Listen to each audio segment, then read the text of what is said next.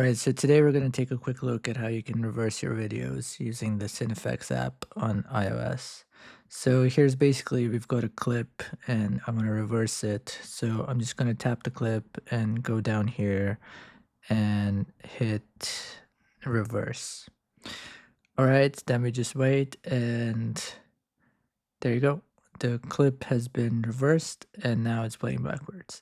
So basically, let's say you want to do a ping pong or boomerang type of effect. So let me just undo it.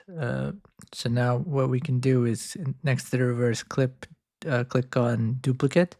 So now we've got the same clip playing back to back and we're going to reverse the second one. So now it's going to go play the first one, then it's going to go back. Then we can duplicate it again and reverse it, and you can keep doing this. So now basically you get forward, backwards, forwards, and yeah, you can do this as many times as you want and you get a boomerang type effect. All right, that's it. So try this out and let us know what you think. That's how you can reverse your video using the SYN-FX app on iOS. Thank you and thanks for watching.